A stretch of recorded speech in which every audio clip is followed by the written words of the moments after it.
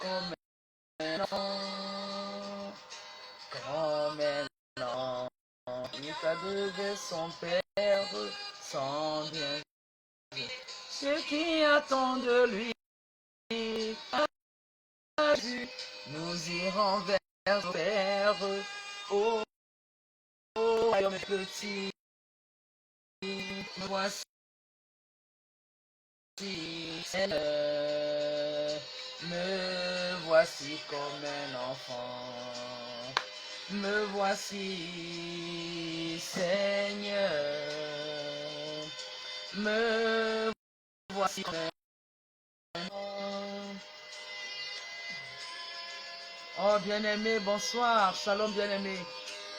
Bonsoir, soyez les bienvenus en ce 3e jour de jeûne et de prière contre les malédictions générationnelles. La retraite spirituelle est à son 3e jour. Oh, bien-aimé, le 3e jour, le chiffre 3. Nous allons réécouter cette chanson. Nous allons la réécouter parce que nous voulons être comme notre Seigneur Jésus-Christ. Nous allons la réécouter. Shalom à tous, shalom à tous, shalom à tous. Bonsoir, bonsoir. Bonsoir. Comme un enfant qui marche sur la route, le nez en l'air et les cheveux au vent. Comme un enfant qui n'effleure aucun et qui sourit en rêvant. Me voici, Seigneur. Me voici comme un enfant,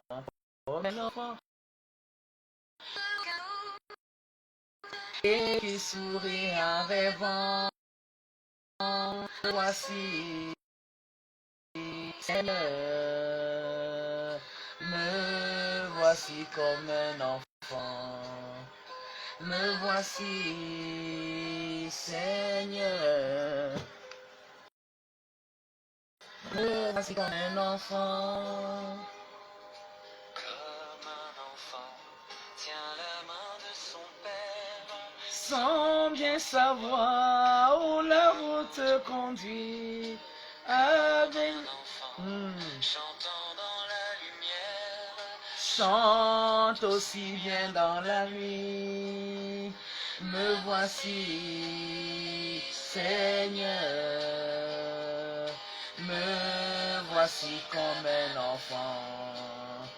Me voici, Seigneur. Me voici comme un enfant. Shalom, shalom, shalom. Bien-aimés, bonsoir une fois de plus. Soyez les bienvenus en ce 3e jour. Et bien-aimés, soyez les bienvenus. Nous sommes au jour 3 de notre retraite spirituelle.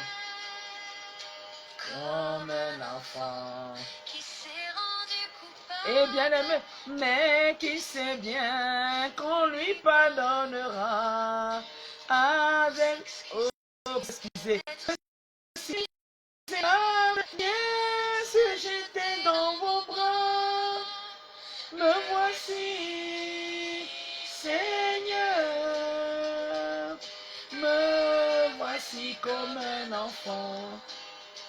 Me voici, Seigneur. Me voici comme un enfant.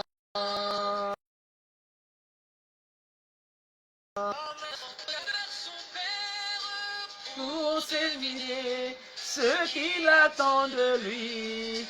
Avec Jésus, nous irons vers le Père, au royaume des petits. Shalom à toi, maman. Seigneur, comme un enfant, me voici, Seigneur. Oh, Yeshua Mashiach. Chante cette chanson avec moi, bien-aimé. me voici, Seigneur, me voici comme un enfant. On la reprend, bien aimé, on va la reprendre. On la reprend. On la reprend le temps que les gens que se connectent. Car essaie de partager dans différents groupes. Invite au maximum de personnes. Nous avons encore quelques minutes devant nous. Nous avons 2 minutes avant de lancer officiellement notre programme.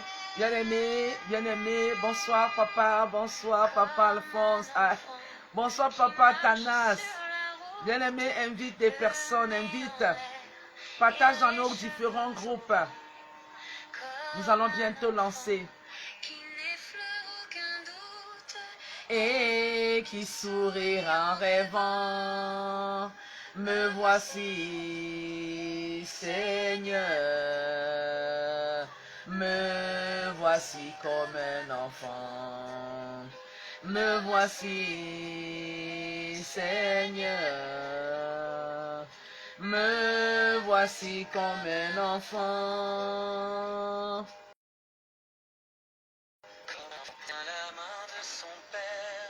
Sans bien savoir où la route conduit. Oh yes, tenons la main de Jésus-Christ. Sentons dans la lumière et hante aussi bien dans la nuit. Me voici, Seigneur. Me voici comme un enfant. Me voici, Seigneur. Me voici comme un enfant. Bien-aimé, invite au maximum de personnes, bien-aimé. Invite au maximum de personnes, bien-aimé.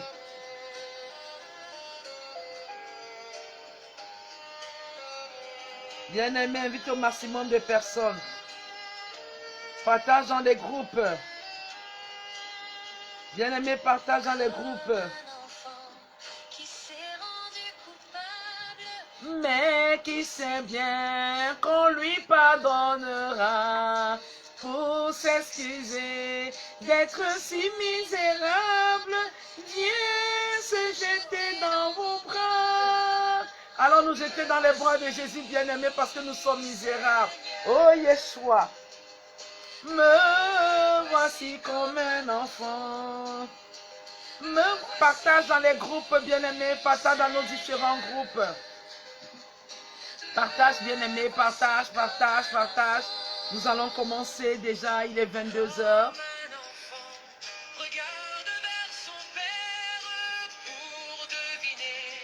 Ce qu'il attend de lui, avec Jésus, nous irons vers le Père, au royaume des petits. Bien-aimé, partage. Seigneur, me voici comme un enfant. Maman Dorette, partage, invite des gens. Partage, Maman Dorette. Partage dans différents groupes WhatsApp, différents groupes Facebook. Invite des personnes. Partage dans ton répertoire.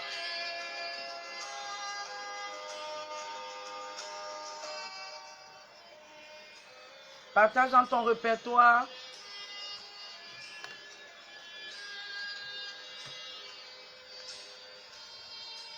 Partage dans différents groupes, invite. Shalom, shalom, shalom. Comme un enfant qui ne sait pas où son père le conduit. Nous suivons Jésus-Christ. Sauve de la terre, mais Jésus est tout ce de vie.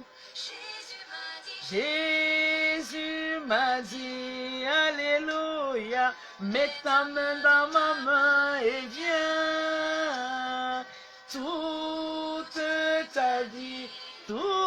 ta vie, tu seras mon témoin. Oh bien-aimé. Et quand chante cette chanson avec moi. Ma main dans sa forte main, j'ai reçu de lui la puissance de l'Esprit Saint. Oh Oh, Yeshua Mashiach. Oh, il est très important. Des souffrances, quand de temps qui sont si malheureux, Que l'esprit me pousse à rompre mon silence, car que Dieu... crier partout la paix de Dieu. Eh bien aimé, la paix de Dieu, c'est lui donne la paix. La paix pas comme la paix que nous donne le monde. Mets ta main dans ma main et viens toute ta vie. Tu seras mon témoin. Et quand j'ai mis ma main dans sa forte main, j'ai reçu de lui la puissance de l'Esprit Saint. Oh bien-aimé, Et si Dieu m'entraîne jusqu'au bout du monde, tout ce l'amour soit pas que là Dieu m'amène jusqu'au bout du monde pour proclamer son amour. mes forces, Confiant de mais sur cet esprit qu'il ma m'a donné. Jésus m'a dit, Jésus m'a dit, Alléluia, mets ta main dans ma main et viens toute ta vie, tu seras mon témoin. Et quand j'ai mis ma main dans sa forte main, j'ai reçu de lui la puissance de l'Esprit Saint. La puissance de l'Esprit Saint. Oh, bien-aimé, il est important pour nous, bien-aimés, de mettre notre main dans la main de Jésus-Christ. Il fera de nous des personnes extraordinaires. Et bien-aimés, les plaies familiales nous maintiennent en captivité. Les plaies familiales ont fait de nous des esclaves. Les esprits de captivité nous ont rendus esclaves. Dans ce monde-ci, nous nous posons la question, est-ce qu'on est là au hasard? Est-ce qu'on est venu accompagner des gens à cause des malédictions familiales? À cause des malédictions familiales. À cause de la malédiction familiale, bien aimé, on se pose des questions. Est-ce qu'on est venu accompagner des gens? Est-ce qu'on est venu accompagner les autres? On se pose trop de questions. On se pose trop de questions. On se demande même à quoi sert notre existence sur cette terre. On se demande pourquoi on est sur cette terre. Bien aimé, on se pose la question. Aujourd'hui, c'est avec beaucoup de joie que nous avons rencontré Jésus-Christ. C'est avec beaucoup de joie que nous avons fait cette rencontre avec Jésus-Christ. Et nous prions Jésus-Christ, bien-aimé, de nous délivrer de la malédiction générationnelle. De nous délivrer, bien-aimé, de la malédiction générationnelle. C'est tellement important pour nous d'être délivrés de cette malédiction générationnelle qui pèse sur nous, qui nous tient en captivité, qui nous amène à ne pas être le reflet de la volonté parfaite de Dieu. Et nous qui avons rencontré Jésus, il ne cesse de nous donner des secrets pour que nous puissions hériter la félicité. C'est très important, bien-aimés, que nous puissions, je vous en prie, être à la ressemblance de Jésus-Christ. Nous sommes à son image, mais nous devons être à sa ressemblance. Nous devons ressembler à Jésus-Christ. C'est le plus beau, c'est la plus belle chose qui nous arrivera. Être à la ressemblance de Jésus-Christ. Alors, être à la ressemblance de Jésus-Christ, c'est porter les caractères de Jésus-Christ. Et nous nous rendons compte, nous avons compris depuis 2 jours, que porter le caractère de Jésus-Christ, bien-aimé, c'est aussi un héritage. Jésus-Christ étant homme, celui-là qui s'est fait chair, il a hérité, quand nous allons très bien lire, nous voyons qu'il a hérité de ses ancêtres. Il a hérité de ses ancêtres. C'est énorme, bien-aimé. C'est merveilleux, bien-aimé, d'hériter des choses positives. C'est merveilleux. Que nous soyons délivrés de tout ce qui ne glorifie pas Dieu, de ces choses négatives, pour hériter des choses positives qui feront de nous des personnes à la porte comme on dit, à la porte du paradis, dans la félicité. Excusez-moi une seconde, pardon. Dorcas, viens chercher cet enfant, s'il te plaît. Merci. Excusez-moi, vraiment, excusez-moi. Alors, nous faisons des efforts, des gros efforts surnaturels.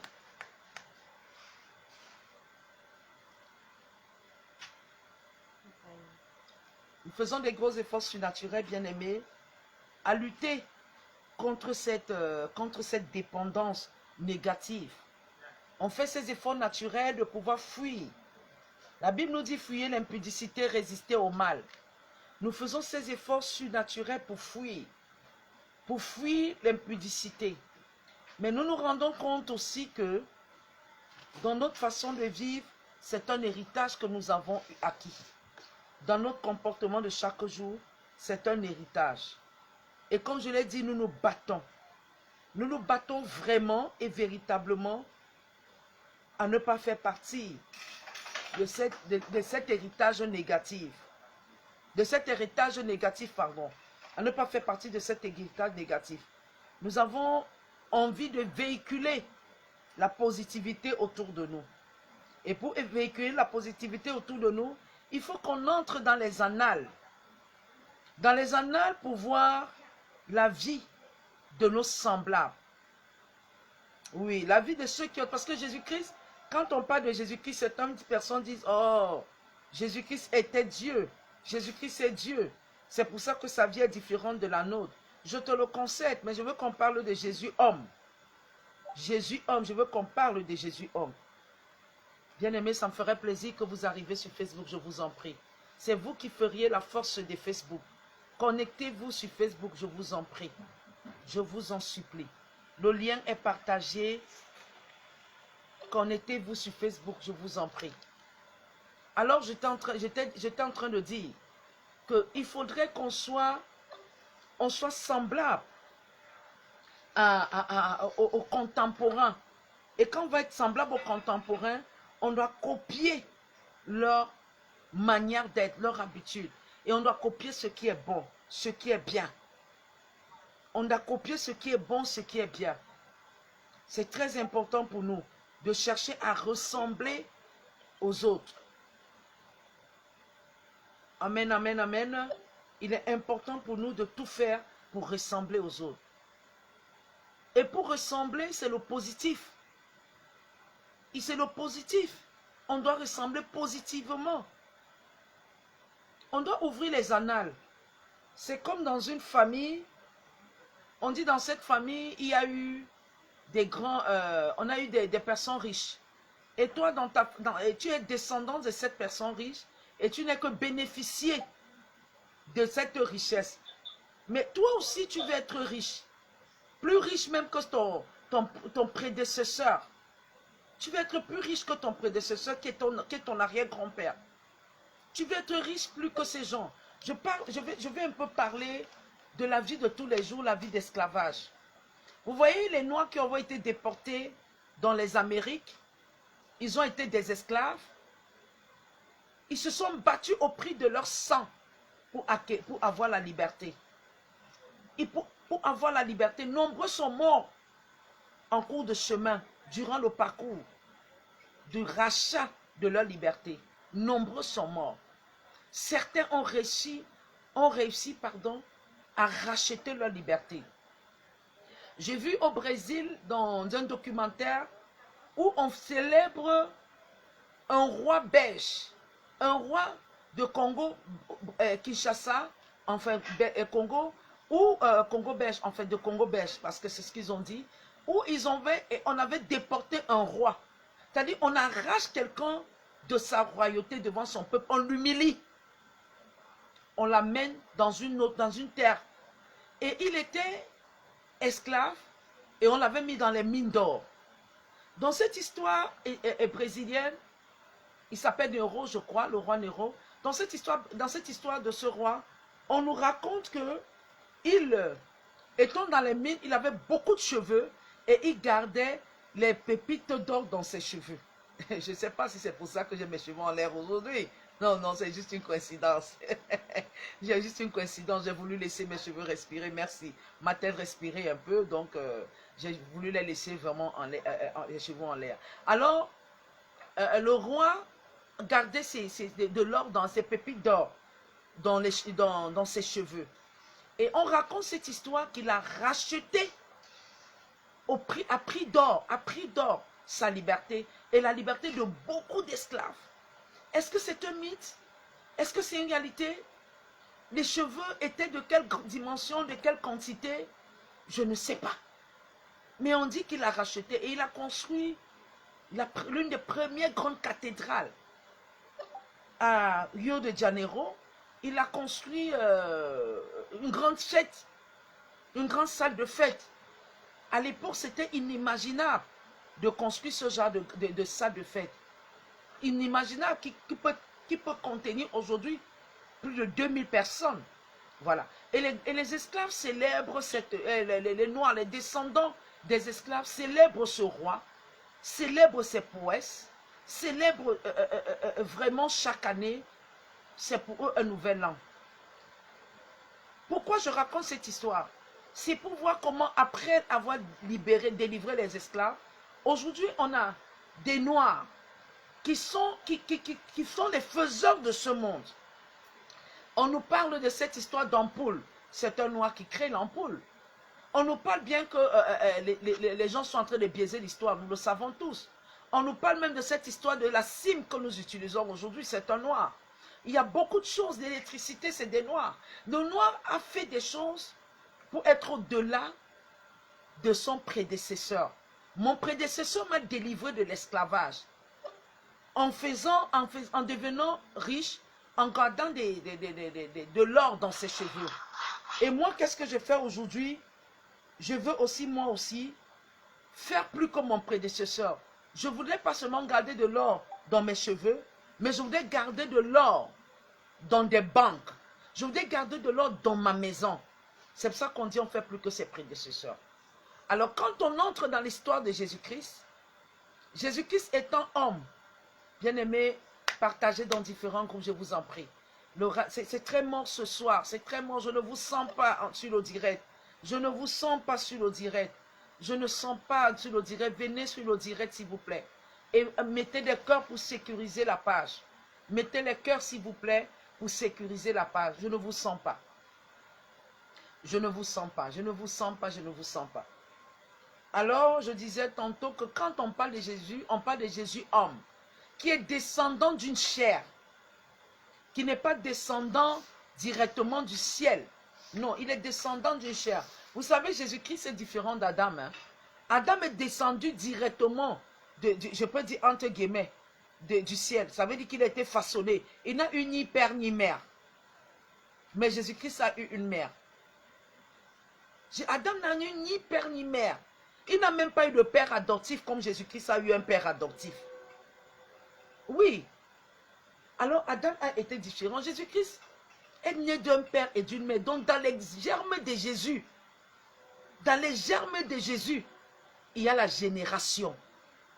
Dans les germes de Jésus, il y a une génération pécheresse. Nous parlons de ça depuis. Nous parlons de Ruth la Moabite.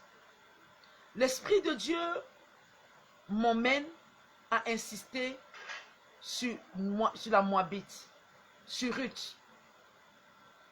Bien-aimé, parce que Ruth est un modèle. Ruth est un modèle, Ruth est un exemple. Ruth est quelqu'un, on ne peut pas comparer Ruth. Ruth est un modèle. Je voudrais qu'on adore d'abord Dieu 2 minutes avant quoi que ce soit. Je voudrais mettre une chanson pour que nous puissions adorer Dieu. Je voudrais que nous puissions adorer Dieu. C'est touchant pour moi. J'aime cette chanson.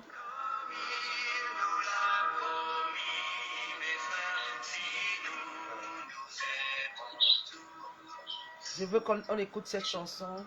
Je voudrais qu'on la revienne en arrière. Est-ce que quelqu'un peut fermer son micro là-bas?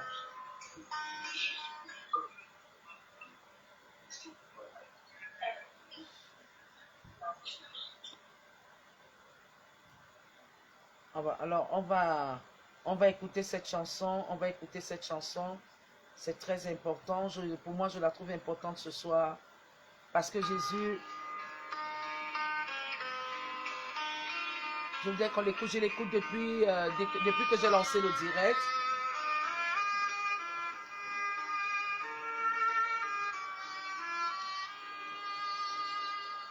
Comme un enfant qui marche sur la route, le nez en l'air et les cheveux au vent. Comme un enfant qui n'effleure aucun doute. et qui sourit en rêvant. Me voici, Seigneur, me voici comme un enfant. Me voici, Seigneur, me voici comme un enfant, qui son père, sans bien savoir où la route conduit. Comme un enfant chantant dans la lumière. Chante aussi bien dans la nuit. Me voici, Seigneur, me voici comme un enfant. Me voici, Seigneur, me voici comme un enfant. Bien-aimés, soyons des petits enfants. Quand on est enfant, on a un lien de famille. Quand on est enfant, on a un sang qui parle dans nos vies. Comme un enfant qui s'est rendu coupable, mais qui sait bien que son père lui pardonnera, avec Jésus-Christ, on est sûr que le royaume des cieux nous accueillera. Mais Jésus-Christ nous donne trop de conditions pour que nous puissions espérer. Pour que nous puissions espérer hériter le royaume des cieux. Bien-aimé, je t'en prie, partage. Je t'en prie, bien-aimé, partage. Je t'en prie, bien-aimé, partage. Retrouve-moi sur Facebook, bien-aimé. Bien-aimé, retrouve-moi sur Facebook, partage. Je t'en prie. Est-ce que le lien est partagé? Dorcas, est-ce que tu as partagé le lien? Partage, partage, partage. Nous voulons partager un moment très important ce soir. Nous avons commencé avec 1 heure différemment des heures habituelles, 1 heure de plus, parce qu'on avait ce problème de connexion. On a espéré qu'à une certaine heure, nous aurons la connexion fluide, comme on commence à la voir maintenant. Alors, bien-aimés, clique sur le lien qui vient d'être partagé et retrouve-nous, sur la plateforme, sur le direct. Retrouve-moi sur le direct. Retrouve-moi sur le direct. Amen, amen, amen. Vous commencez déjà à venir. Gloire à Dieu. Vous commencez déjà à venir. Partagez, mettez des cœurs, sécurisez le direct pour qu'il ne soit pas signalé. Parce que nous parlons des choses très importantes. Partagez, partagez, partagez. Partagez le direct, je vous en prie, partagez le direct. Réveille ton frère qui dort, réveille ta soeur qui dort. Dis-lui qu'il faut qu'elle se connecte, qu'il se connecte, réveille-le. Au nom de Jésus, réveille, réveille, réveille. Nous n'allons pas avoir des belles histoires racontées par l'Esprit de Dieu, et nous sommes là comme si on n'a pas... Non, réveille ton frère, réveille ta soeur, partage au direct dans différents groupes. Moi aussi, je suis en train de partager, bien-aimé. Partage, partage, partage. Partage ton direct, partage au direct. Partage au direct. Amen, amen, amen, amen, amen, amen, amen, amen, amen, amen, amen. Amen. Demeurons bénis, demeurons bénis, demeurons bénis au nom de Jésus. Demeurons bénis au nom de Jésus. Alors, bien-aimé, je recommence cette chanson comme un enfant qui s'est rendu coupable, mais qui sait bien que son Père lui pardonnera. Nous avons été longtemps coupables. Et mais nous avons la ferme, nous savons aussi que Jésus-Christ va nous pardonner. Je vais continuer à mettre 2 minutes cette chanson pour que nous soyons dans un état d'esprit, que nous soyons en esprit, parce que je vais démarrer tout à l'heure là. Je démarre. Je démarre. Oui, bien-aimé. Retrouve-moi sur Facebook, retrouve-moi sur Facebook. Retrouve-moi sur Facebook, bien-aimé, retrouve-moi sur Facebook. Retrouve-moi sur Facebook, bien-aimé. Je vous vois partir, je vous vois partir, je vous vois partir. Maman Cécile est partie. Maman Cécile, retrouve-nous sur Facebook. Comme un enfant qui s'est rendu coupable, mais qui sait bien Qu'on lui pardonnera pour s'excuser d'être si misérable. Viens se jeter dans vos bras. Bien-aimé, allons se jeter dans les bras de Jésus-Christ. Disons à Jésus, Seigneur, me voici. Seigneur, je viens me jeter dans tes bras. Seigneur, me voici. Bien-aimé, jetons-nous dans les bras de Jésus. Jetons-nous dans les bras de Jésus. Seigneur, me voici. Bonsoir à toi, Maman Juliana. Bonsoir à toi, Maman Richardine. Merci, Maman Cécile, d'être revenue. Maman Madiba est partie. Reviens. Nous partageons cela ensemble. Reviens sur Facebook.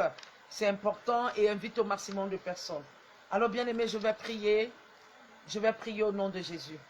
Éternel Dieu de gloire, nous sommes le 3e jour de cette retraite spirituelle. Nous sommes arrivés au 3e jour. Le chiffre 3, c'est le chiffre de la résurrection. Nous sommes en train de payer le prix d'abstinence, de repentance. Nous repayons ce prix, nous regrettons tout ce que nous avons fait.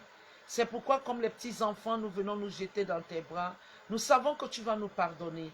Nous savons, Seigneur, que tu vas nous pardonner. Parce que c'est dans l'ignorance que nous nous sommes jetés. Nous nous sommes mis à faire des choses. Aujourd'hui, nous prenons conscience. Nous avons pris conscience et nous sommes venus nous jeter dans tes bras. Seigneur, pardonne-nous. Et accorde-nous la grâce, Seigneur, en ce 3e jour, de comprendre que la malédiction générationnelle se pose aussi sur nos caractères. La malédiction générationnelle se pose aussi sur la manière de vivre. Ce n'est pas seulement les pratiques sorcières, les pratiques de sorcellerie qui entraînent les malédictions générationnelles. C'est notre caractère, c'est notre façon d'être qui entraîne aussi les malédictions générationnelles. Éternel Dieu de gloire, par le puissant nom de Jésus-Christ de Nazareth, que le Saint-Esprit prenne total contrôle de ce moment, que le Saint-Esprit se mouve en ce moment, que ma chair se taise et que le Saint-Esprit parle au travers de ma modeste personne. Prends total contrôle de moi, touche un frère et une sœur qui suivra ce programme et qui suit ce programme, et que la parole germe en nous, au nom puissant de Jésus. Ainsi j'ai prié. Amen, amen, amen, amen.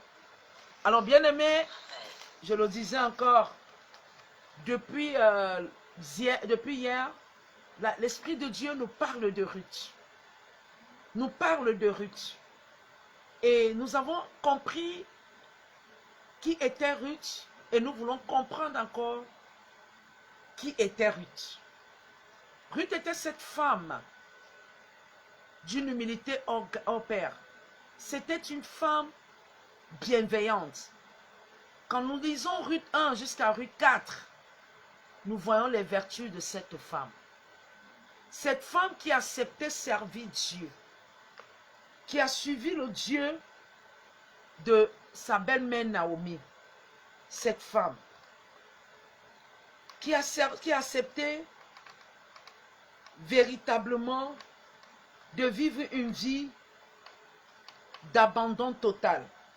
Elle s'est abandonnée totalement entre les mains de sa belle-mère. C'était énorme. Bien-aimé, c'était énorme. S'abandonner totalement dans les bras de sa belle-mère. Il fallait être une femme comme Ruth pour pouvoir le faire. Elle était remplie d'amour.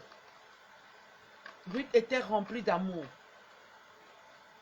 Et à cause de sa façon d'être, de sa façon de se comporter, Ruth nous a convaincus qu'elle est porteuse non seulement elle a été porteuse des germes négatifs, mais elle s'est levée à combattre ces germes négatifs dans sa vie. Elle s'est levée à combattre ces germes négatifs. Elle a dit non, je suis née d'une famille incestueuse. J'ai rencontré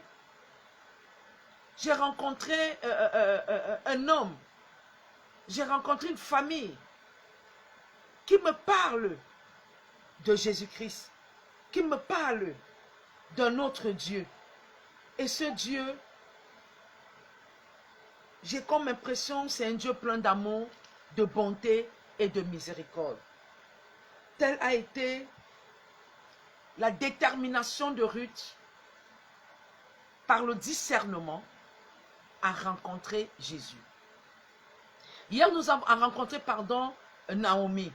Hier, nous avons parlé sur le discernement, sur l'humilité. Nous avons parlé. Aujourd'hui, bien-aimés, nous allons parler toujours de Ruth dans un contexte. Nous allons parler de Ruth dans un contexte. Mais je voudrais qu'avant qu'on ne parle de Ruth dans un contexte, que tu ouvres ta Bible dans le livre de Luc chapitre 1 verset 14. Luc chapitre 1 verset 14, s'il te plaît. Je voudrais que tu ouvres ta Bible dans Luc 1 verset 14. S'il te plaît. Et je vais le lire. Toi, tu peux m'écrire, et tu peux écrire sur l'écran Luc chapitre 1 verset 14. Tu peux l'écrire sur l'écran. Luc chapitre 1 verset 14. Verset 14 à 15. Hein? Verset 14 à 15, s'il vous plaît. Luc 14 à 15. Et je vais lire, s'il vous plaît. Luc 14 à 15. Est-ce que quelqu'un peut m'écrire là, Luc chapitre 14, verset 15, verset 16 si possible? Est-ce que maman Richardine peut l'écrire? Je vais lire. Il sera pour toi un sujet de joie et d'allégresse, et plusieurs se réjouiront de sa naissance. Car il sera grand devant le Seigneur, il ne boira ni vin, ni liqueur enivrante, et il sera rempli de l'Esprit Saint dès le sein de sa mère. Je lis cette parole. Il ne boira ni vin ni liqueur. Tu ne boiras ni vin ni liqueur enivrante, et l'enfant sera rempli de l'Esprit Saint dès le sein de sa mère. Je parle de la délivrance qui avait commencé à être faite sur Jésus-Christ. Merci maman Juliana. C'est la délivrance qui avait été faite. Regardez, suivez mon regard. Les filles de Lot avaient enivré Lot. Elles avaient enivré Lot. Lot avait été sous. Quand on dit que l'alcool n'est pas bien, là, d'autres personnes vont nous donner un autre verset pour nous convaincre que l'alcool est bien parce que Jésus avait rendu l'eau en vin. Ça, c'est une autre chose. Mais je voudrais qu'on parle véritablement des effets de l'alcoolisme. Quand tout autour de toi, quelqu'un est sous, il se couche en bord, il boit, il se couche en route, il se couche sur le goudron. Un alcoolique, partout dans le monde entier, le diable agit de la même manière. L'autre là, il agit de la même manière. Son devoir, c'est de venir détruire. Que tu sois alcoolique camerounais, que tu sois alcoolique ivoirien, que tu sois alcoolique français, vietnamien, chinois, japonais, tu as les mêmes effets. On a vu Noé. Le fils de Cham, Canaan, s'était moqué de Noé. Il avait vu la nudité de son grand-père parce que son grand-père était saoul. Tel a été le partage de Lot. Lot était saoul, enivré par ses filles. Et elles ont profité, elles ont couché avec lui. On le voit ici. C'est le fait quotidien. La Bible n'a rien créé qui ne soit sous ce soleil. La Bible est une prédilection. La Bible nous a dit ce qui s'est passé hier. C'est ce que nous le vivons aujourd'hui. C'est ce que nous vivons aujourd'hui, bien-aimés. Lot était sous ses filles, ont couché avec lui. Et les enfants qui sont nés de Lot étaient des enfants qui n'avaient pas la présence du Saint-Esprit. Bien-aimés, dis-moi de parler par la grâce de Dieu, je vais parler. Par le Saint-Esprit, je vais parler. Donne-moi un amen, je continue. Bien-aimé, donne-moi un amen là, je continue. Merci Marie Dorcas de me donner un amen. Amen, amen, amen. Amen. Il était sous. Il était sous. Quand quelqu'un passe son temps à prendre les alcools étant sous, la Bible est claire. Étant enceinte, une femme, elle fume, elle prend les alcools. Tu veux que l'enfant la naisse comment? Le cerveau se renverse. Le cerveau se retourne. J'ai utilisé le mot renverser, c'est camerounais ça. Le cerveau se retourne. Mais Jésus-Christ, l'ange révèle à Marie qu'elle ne boit pas, elle ne doit pas boire ni de vin, ni de liqueur enivrante. Et l'enfant sera rempli du Saint-Esprit. Voilà la délivrance de la famille, de la généalogie de Marie, de Jésus qui commence. La délivrance de sa famille. Son ancêtre sort de la dépendance d'alcool incestueuse qui entraînait l'inceste. Lui qui est venu réparer tout le mal de ce monde, qu'est-ce qu'il a fait? Il ne fallait pas que sa mère goûte à l'alcool. C'est la même chose qui avait été dite à Élisabeth. Hein? Élisabeth ne devait pas prendre d'alcool parce que l'enfant qu'elle devait mettre au monde devait être rempli du Saint-Esprit. Voilà la délivrance. Et qui était Élisabeth? Elle était la parente de Marie. Donc il y avait un lien de sang. Un lien moabite en eux. Il y avait ce lien de moabite en eux. La délivrance que nous prions, que le Seigneur a révélation de la délivrance, qui est une plaie familiale, ne manque pas. Ne manque pas. Quand on regarde la vie de David, David était souvent faible quand il était alcoolique. Son fils même a pris l'alcool pour pouvoir tuer son père. Abimelech. Non, oui, c'est Abimelech, voilà. Quand tu vois quelqu'un prendre l'alcool, là, parfois, il devient... C'est vrai qu'il y a les démons qui possèdent certaines personnes. Mais certaines personnes prennent de l'alcool, il devient courageux à faire des bêtises. C'est à ce moment qu'il est courageux. Parce qu'il avait cette intention, mais il fallait quelque chose qui va le couvrir.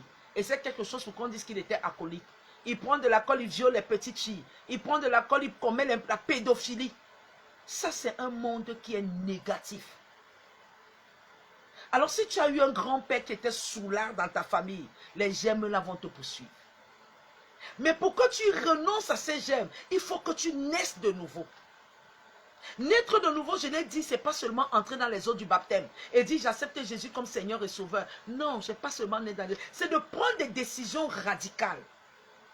De dire Seigneur, je voudrais avoir un nouveau départ. Parce que les enfants que je suis en train de mettre au monde, que je vais mettre au monde, doivent déshérités. Je veux qu'ils soient déshérités des caractères et des habitudes de ma famille, qui sont négatives, des habitudes négatives. Je veux les déshériter, parce que c'est un héritage qu'on acquit. C'est un héritage qu'on acquit. L'héritage n'est forcément pas le bien matériel que tu as. L'héritage aussi, tu vois quelqu'un, par exemple, je prends un exemple tabou, hein, un exemple caduque. Tu vas voir des gens au teint clair dans une famille. Dès qu'ils accouchent, des enfants sont tels. Parfois, tu mets un enfant au monde parce que tu es noir comme moi, ton époux est noir, mais l'enfant naît clair. Et on dit, l'enfant est né clair comme ça, pourquoi? Parce que ta grand-mère, ton arrière-grand-mère était de teint clair, très clair même. Et l'enfant a hérité. Donc les germes là, ça parle. Ça parle.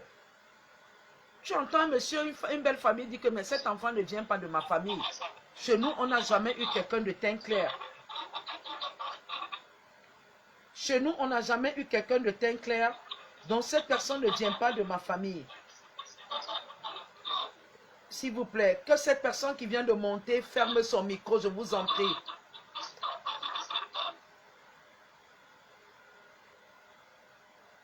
Amen, amen, amen. Donc, quand on pense, quand on se met face à soi-même, on prend des décisions radicales quand on se met face à soi-même, c'est pour devenir des personnes différentes. C'est pour devenir des personnes différentes.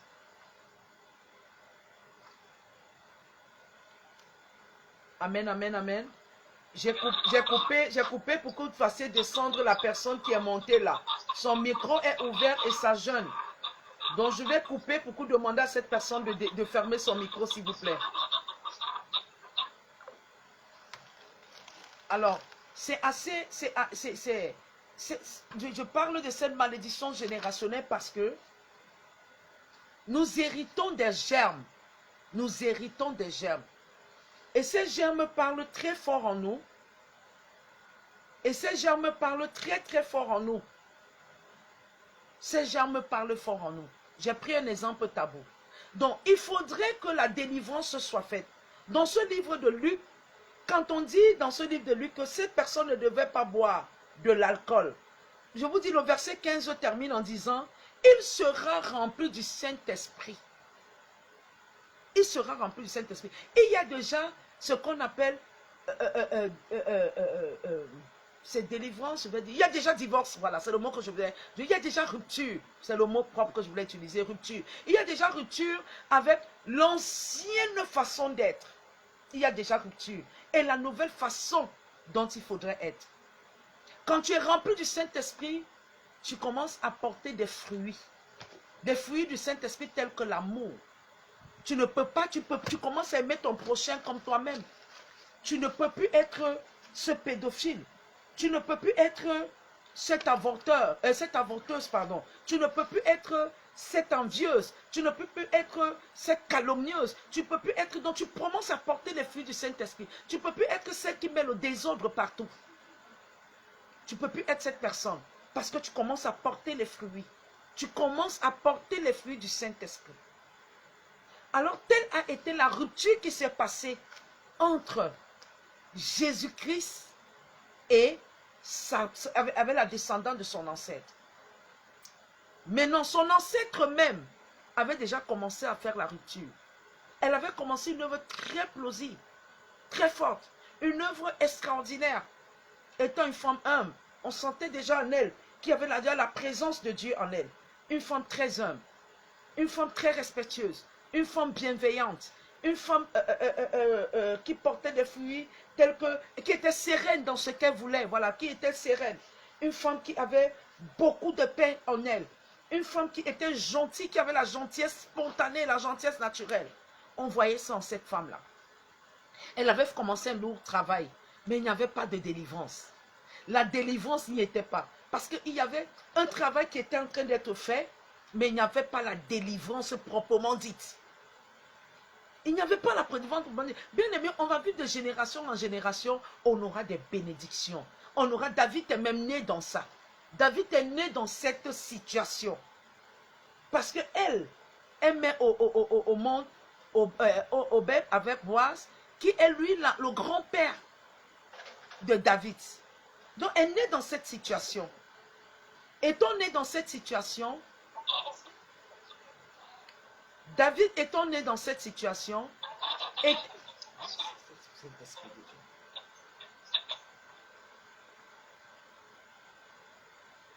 David étant né dans cette situation, et poser des actes, vous voyez comment David avait fait. David avait convoité la femme de son général, jusqu'à le faire tuer.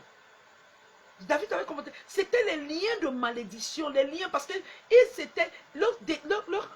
leur ancêtre était sorti d'une liaison incestueuse, où un peuple que Dieu avait interdit toute relation, dont la malédiction parlait. La malédiction générationnelle parlait. David même a été menacé d'être tué par son propre enfant. L'importance dans cette histoire que je voudrais que tu regardes, bien-aimé, c'est la façon dont chronologiquement les choses ont été faites. Les choses se passaient. Mais quand tu poses les actes positifs, tu as la main de Dieu sur toi. Quand David a évité de tuer Saül, il a dit on ne touche pas loin de l'Éternel. C'est comme ça qu'il a été sauvé parce que quand son fils a voulu l'arracher le royaume, cherchant à le tuer, il ne pouvait pas toucher à David. Impossible. Parce que ce que David avait sémé, n'a pas avoir arraché la vie d'un oint de l'Éternel, Dieu ne pouvait pas accepter que lui étant oint de l'Éternel, qu'on touche à sa vie. Ce n'était pas possible. Ce n'était pas possible. Mais regardez le lien de la malédiction qui a parlé dans la vie de Salomon. Où Salomon qui était rempli de sagesse et d'intelligence. Le lien de la malédiction générationnelle a poursuivi Salomon. Comme son père était friand aux femmes, il n'a pas pris de son ancêtre Boaz, il était friand aux femmes. Salomon a fait x10. Salomon a fait x10. Eh bien aimé, quand je regarde souvent la vie de Salomon, hein, de David et son fils Salomon, je vois la vie de mon père et ses garçons. Je vous le dis en vérité. Parfois je dis, oh Seigneur, aie pitié de moi. Je dis, Seigneur, aie pitié de cette famille. Parce que mon défunt papa, étant enfant unique à son père, il aimait tellement les femmes.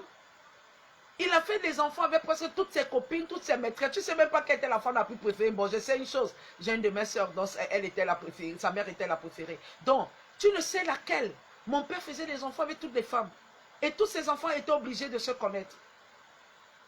Alors, et aujourd'hui, ses fils en font pareil. Ses fils ne parviennent pas à être stables parce que le lien crie. Le lien la crie dans leur vie. Leurs fils, mes frères, sont coureurs de, je ne sais pas si on appelle encore jupon. C'est-à-dire qu'ils sont coureurs de l'odeur seulement de la femme. Ils refusent même de se stabiliser. Regardez comment la malédiction joue. Hein. Je vous le dis en vérité. La malédiction joue comment? Papa, lui, il aimait les femmes, il avait marié les femmes. Mais mes frères ne se marient pas. Mes frères ne se marient pas. Mes frères aiment les femmes. Mais mes frères ne se marient pas. Aucun ne se stabilise. Ça, c'est un lien. Quand la malédiction te rattrape, ça fait même x10. Ça fait x10. Salomon, David aimait les femmes jusqu'à tuer son général. Salomon a dit, papa, ce que tu as fait là est petit. Ce que tu as fait est petit. Je vais faire plus que toi. Il a aimé les femmes et finalement, il a servi d'autres dieux. Il a servi d'autres dieux. Il a dit, comme toute bête personne, excusez-moi le mot, comme toute personne ayant perdu la vraie sémence, la vraie essence, si vous voulez, il dit, si les autres la mangent, ils boivent, ils dorment, ça veut dire que leur Dieu aussi leur répond. Ah oui, hein, c'est mon analyse à moi, je ne dis pas que c'est ce qu'il a dit, ce n'est pas écrit quelque part, c'est mon analyse à moi. Mais il a oublié une chose, que lui qui était le savant, Dieu lui a donné ce qu'on appelle la sagesse et l'intelligence. Que Dieu fait lever son soleil sur le bon et sur le méchant. Dieu fait tomber sa pluie sur les bons et sur les méchants. Ta terre peut être fertile parce qu'il a plu, mais pas forcément parce que tu es béni. Est-ce que tu peux me donner un amen? Je continue. Amen. Pas forcément parce que tu es béni. Non. Salomon n'avait pas compris ça. Son frère Absalom, voilà c'est Absalom. Son frère Absalom voulait tuer son père. Il n'a pas pu le tuer. Mais regardez comment David a vécu avec ses fils. Il n'a même pas donné il n'a pas laissé un royaume à ses fils. Parce qu'il s'était carrément dérouté, détourné de la volonté parfaite de Dieu. Mais à cause de l'alliance que Dieu avait faite avec son père David, l'alliance de paix, l'alliance de solidarité, Dieu laissa 2 royaumes en Israël. Le royaume de Juda, le royaume d'Éphraïm et de Benjamin. D'où de ce royaume est né Boaz. D'où de ce royaume est né Boaz. Boaz étant le grand-père de David. Et d'où Jésus-Christ est venu. Alors quand Jésus-Christ arrive, et que la Bible nous dit dans Luc chapitre 1, verset 14 et 15, surtout au verset 15, que parce qu'il n'aura bu ni vin, ni liqueur, ni boisson enivrante, le Saint-Esprit cet enfant sera rempli du Saint-Esprit. Bien-aimé, libère-toi de tout ce qui peut entraver ta spiritualité.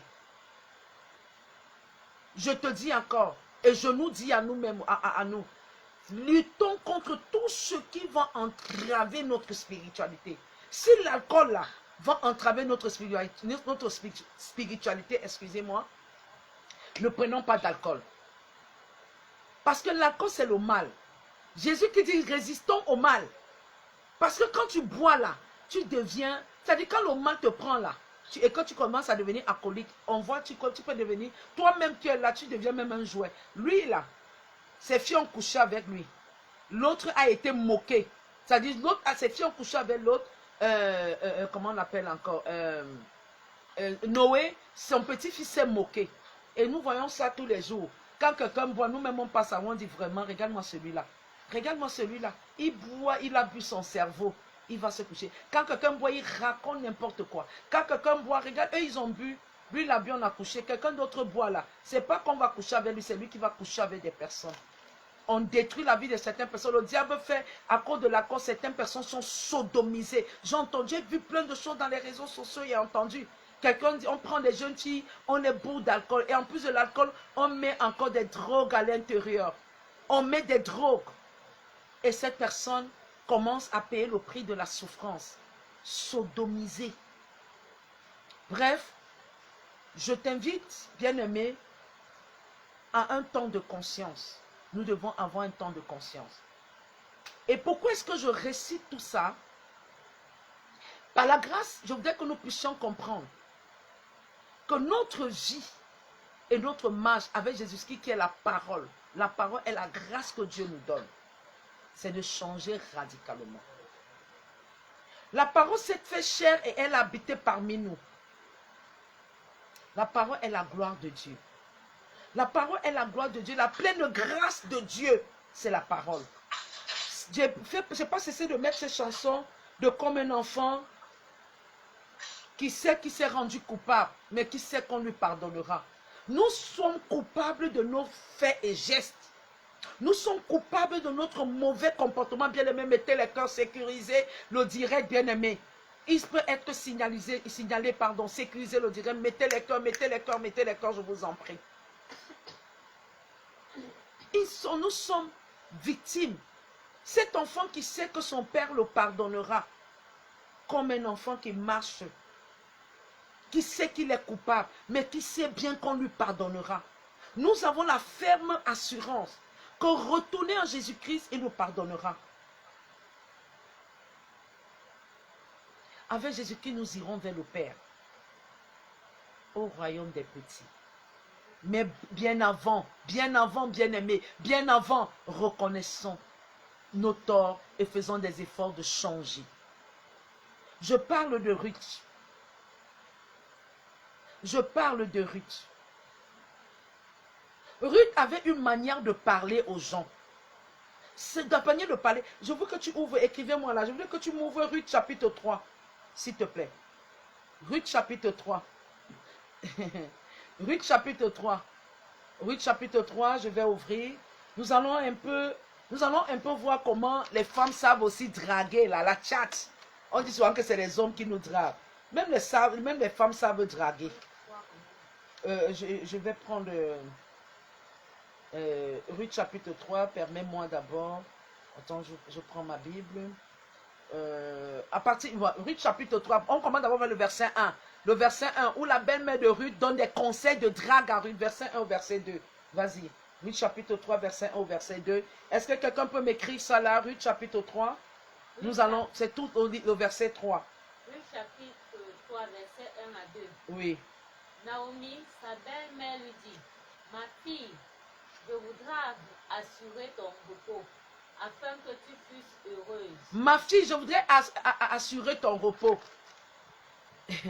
Regardez une belle-mère. C'est comme nous tous qui gardons les enfants dans la maison. Nous nous battons à ce que ces enfants, nous leur donnons un repos heureux. Elle dit, je voudrais assurer ton repos.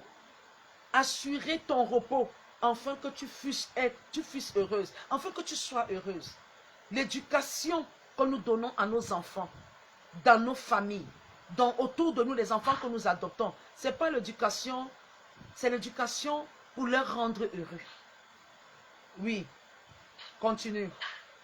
Et maintenant, Boaz, avec les servants duquel tu as été, n'est-il pas notre parent?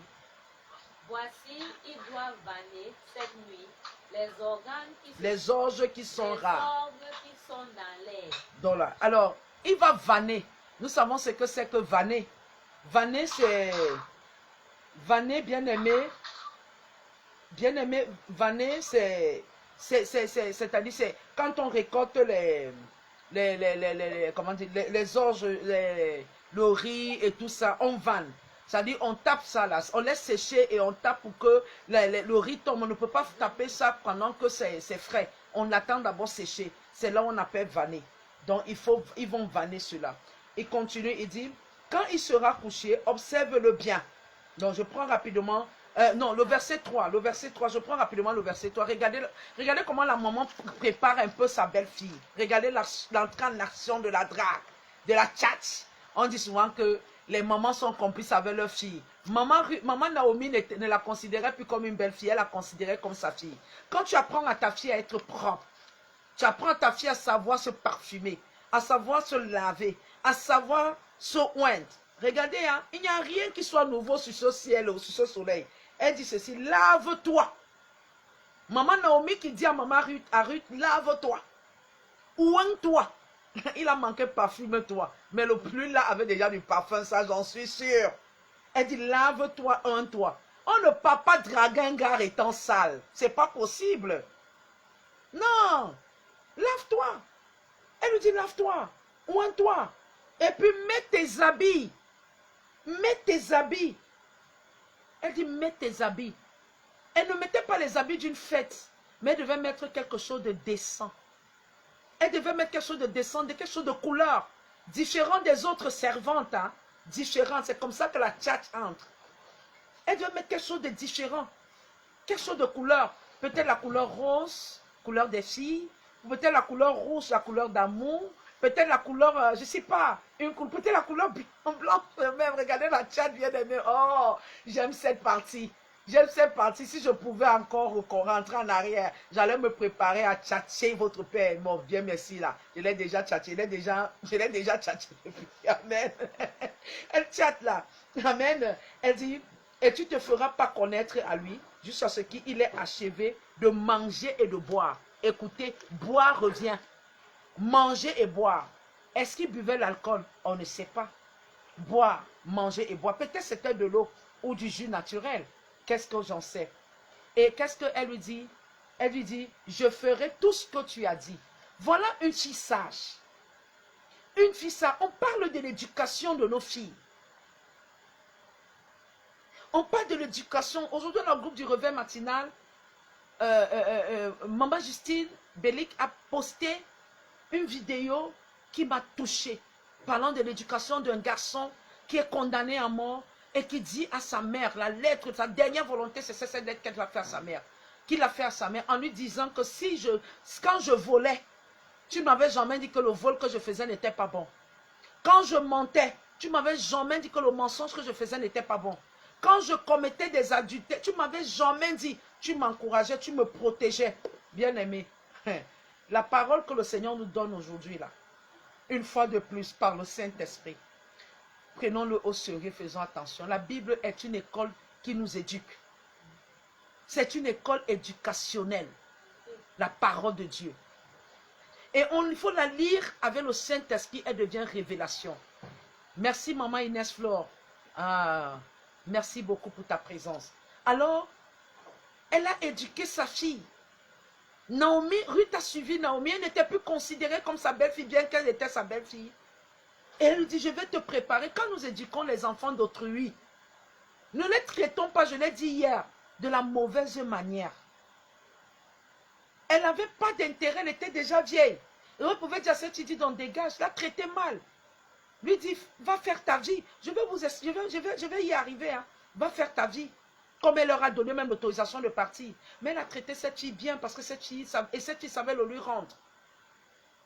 Alors, qu'est-ce qu'elle a dit? Comment vais-je te récompenser? J'ai un héritage, mais cet héritage ne doit pas disparaître. Nous pouvons donner l'héritage aux enfants adoptifs. Oui, c'est ce que cette parole veut nous faire comprendre. Je vais y arriver. Et il dit, sois béni, bon voilà. Quand elle va, elle se couche, elle dit, au milieu de la nuit, cet homme eut une frayeur. Il se pencha et vit une femme était couchée à ses pieds. Regardez la drague, elle allait se coucher sur les pieds. Les conseils que lui ont donné sa belle-mère. Elle lui dit au verset 7, elle lui dit, Ruth vint alors tout doucement découvrir ses pieds et se coucha. Donc elle était couchée sous les pieds. Et vous savez, chez nous en Afrique, moi je suis encore africaine, et je me rends compte que c'est trop vrai que les Israélites sont c'est l'héritage de Dieu. Donc c'est les enfants des Africains. Parce que la Bible me dit, la Bible me dit ceci. L'Égypte est le peuple de Dieu, Israël est son héritage, la Syrie l'ouvrage de ses mains. Donc on ne peut pas avoir un héritage sans avoir un peuple. Donc la coutume même véritable israélite est une coutume africaine. Regardez comment elle fait. La belle-mère lui dit, quand tu vas voir cet homme, chez nous en Afrique, quand on salue quelqu'un là, on fait souvent la genou-flexion. Quand on est devant un ancien, on parle la tête baissée. Ce n'est pas la génération d'aujourd'hui qui te parle en te regardant dans les yeux. Parce que nous ratons l'éducation. Un enfant te parle, il te regarde. Non, on ne parle pas aux aînés comme ça, ni aux hommes. Alors il dit, va te coucher sous ses pieds. Quand il s'est réveillé, il a eu une frayeur. Il a dit, qui c'est? Elle a dit, c'est moi. Elle a répondu tout calmement. Elle a dit, au milieu de la nuit, il a eu une frayeur. Il a dit, qui es-tu? Elle a répondu, je suis Ruth, ta servante. Étends ton nez sur ta servante quand tu as droit de rachat. Étends ta nez, donc mets ton pain sur moi. Mets ton pain sur moi. L'anga est allée direct. Elle allait direct. Elle n'a pas tapé poteau là. Elle n'a pas réfléchi. Elle allait direct, dit pardon. Pardon, je suis femme, je suis jeune, je suis seule. C'est toi que j'ai choisi là. Que ma belle-mère a choisi pour moi. Pardon, mets ton pain sur moi. Quand tu couvres une femme de ton pain, ça veut dire qu'elle t'appartient. Oui, c'est ce que Boaz a fait. Voilà la vraie tchat. Voilà ce que Ruth demandait. Mais Boaz a respecté les principes. Boaz a respecté les principes. Les principes en Israël et que nous avons aussi en Afrique, quand ton mari décède, il a des frères. Son petit frère doit te prendre pour épouse. Ah là, c'était notre coutume. Aujourd'hui, là, je ne sais pas qui peut même accepter ça. Que son mari décède. On dit à son frère de la prendre pour lui. Ou le grand frère, c'est le grand frère, je crois, qui doit te prendre. Ou le petit frère, l'un des deux, doit te prendre pour épouse. Doit te prendre pour épouse. Alors, elle savait que Boaz est la parente de son défunt mari. Et elle lui dit, il faut que tu me prennes pour épouse. Mais lui, respectant les règles, il a dit, je n'ai pas le droit. Ce n'est pas moi qui ai directement le droit de rachat sur toi. Je suis le cousin à ton époux, c'est vrai. Mais avant moi, il y a quelqu'un, il y a mon aîné. C'est lui qui a le droit de rachat sur toi. Et comme il a le droit de rachat sur toi, je vais lui demander, ah merci maman, c'est le grand frère, merci. Je vais lui demander, lui qui a le droit de rachat. Et s'il n'a pas de grand frère, c'est le petit frère qui prend, non? Voilà. Et s'il ne prend pas ton droit de rachat, moi, je vais te prendre pour épouse. Et c'est ce qui s'est passé. C'est ce qui s'est passé quand nous lisons Ruth chapitre 4. Naomi, Ruth toujours dans l'humilité, toujours dans l'obéissance, toujours dans tout ça, a été bénie. Ruth a été bénie. Et il y a ce qu'on appelle l'égoïsme. Son beau-frère qui avait le droit de rachat sur lui n'a pas été égoïste. Je le lis dans Ruth chapitre 4, verset 6. Le beau-frère qui avait le droit de rachat n'avait pas été égoïste. Il dit ceci. Celui qui avait le droit de rachat répondit, je ne puis pas racheter pour mon compte. Crainte de détruire mon héritage. Prends pour toi mon droit de rachat car je ne puis pas racheter, merci. Je ne puisse pas racheter. Il n'a pas été égoïste.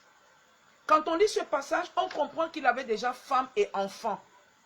Donc prendre Ruth devait compromettre son héritage à lui. Parce qu'en prenant Ruth, il prenait aussi l'héritage de Melchon. Quoi, c'est Melchon, voilà. Melbon, le mari de Ruth, hein, si je me souviens bien, le nom est en train de m'échapper. C'est Machlon, voilà. Il devait prendre le droit de Machlon. L'héritage de Machlon, les terres, la maison, tout ce qui appartenait à Machlon, le bétail et tout. Mais il n'était pas un égoïste. Il n'était pas un avare, celui qui veut tout pour lui, rien pour les autres. Je ne sais pas si c'est le mot. Il n'était pas envieux. Voilà un trait de caractère qui appartient à Jésus-Christ. Regardez la descendance de Jésus. Je vous dis que les caractères sont aussi héréditaires. Moi, je parle de Jésus homme. Hein. Je ne parle pas de Jésus-Christ. Christ qui est l'ancien. Je parle de Jésus homme. Alors, il a dit dans ce verset 6 qu'il ne peut pas. Boaz n'étant pas marié, Boaz n'ayant pas de femme, n'ayant pas d'enfant, il lui dit, toi, prends le droit de rachat. Parce que ça va compromettre moi, mon héritage. Mes enfants seront compromis. Mes enfants vont discuter l'héritage avec eux, avec la descendante de Malchon, parce que tout enfant qu'elle devait faire, Ruth devait faire, n'allait pas être les enfants de celui-là. Ça allait être les enfants de Machlon, voilà, de Machlon, l'époux de Naomi. Alors, elle ne pouvait pas. Il a refusé. Il a dit que mon frère le prenne. Celui-là, qui n'a pas de femme ni d'enfant, c'est lui qui doit prendre cela. Il a eu le droit de rachat sur Naomi. Et d'où il a eu Obed, le grand-père de David. Bien-aimé, tu vas me demander pourquoi je te raconte tout ça. Comme je l'ai dit depuis, c'est parce qu'il faut que tu vois les traits de caractère dans ta vie. Où est-ce que tu les as hérités? De qui est-ce que tu les as hérités? La méchanceté, l'égoïsme. Tu les as hérités de qui? Voilà une parente, un oncle à Jésus, c'est-à-dire un oncle parce que Boaz est le frère de celui-là, si on veut utiliser le mot des Blancs, donc un grand-père à Jésus, qui n'a pas été égoïste. Et nous voyons que Jésus-Christ n'est pas égoïste, il nous distribue son amour, il nous distribue tout. Regardez comment il arrive à la montagne, les gens ont faim. Lui-même Jésus, il a faim. Mais il voit le peuple qui est venu le suivre. Il ne s'est pas retiré pour aller manger seul avec ses disciples, non. Mais il a plutôt multiplié. Est-ce que tu es capable de partager ton pain avec des indigents? Est-ce que tu es capable de ne pas être égoïste, de ne pas envier la chose de ton frère au détriment de l'autre? Est-ce que tu es capable? Est-ce que sommes-nous capables? Je vais dire, sommes-nous capables? Regardez le frère de Boaz, il a compris. Et les égoïstes se détruisent. Hein? Ils se détruisent. Imaginez qu'il avait pris Ruth pour épouse. Les enfants de Ruth allaient dire que ici c'est l'héritage de notre papa, de notre grand-papa, de notre papa entre guillemets. Et ses propres enfants à lui encore allaient dire de la première épouse, allaient dire que non, c'est mon père qui est votre géniteur, dont l'héritage de Machlon nous appartient. Il devait avoir une guerre sans merci. Une guerre sans merci à cause de l'égoïsme, à cause de l'égocentrisme. Une guerre sans merci, voilà les caractères que nous avons en nous, l'égoïsme. Tout pour nous, rien pour les autres, rien. Voilà autant de caractères. Mais nous voyons que le long de cette lecture, nous voyons les gens qui se sont détachés. Ils ont dit, le peu que Dieu m'a donné, je me contente de cela. Dieu m'a donné une femme avec des enfants. À quoi bon? Et mon frère n'a pas de femme avec les enfants. À quoi bon prendre celle-là? Même si j'ai le droit de rachat, alors que mon frère n'a pas de femme. Mon frère n'a pas de femme. Certes, j'ai le droit de rachat, mais il est mieux que mon frère la prenne. Et que, écoutez ces paroles de bénédiction à la fin, où le peuple donne les paroles de bénédiction. Écoutez, dans ce verset, ils disent à Naomi, écoutez, ils disent ceci à Naomi, à Boaz. Boaz, voilà, ils disent au verset 12, il dit, puisse la postérité que l'Éternel te donnera par cette jeune femme. Regardez les paroles de bénédiction qu'on donne à Boaz. Boaz n'avait pas d'enfant. Mais tout le monde, écoutez, je vais d'abord verset, on dit, tout le peuple qui était à la porte et les anciens dit, nous en sommes témoins que l'Éternel rende la femme qui entre dans ta maison semblable à Rachel et à Léa. Semblable à Rachel et à Léa. Léa était qui? La femme qu'on n'avait pas aimée, mais qui était devenue la mère de toute une nation. Rachel était qui? La femme qui était aimée, très soumise à son mari.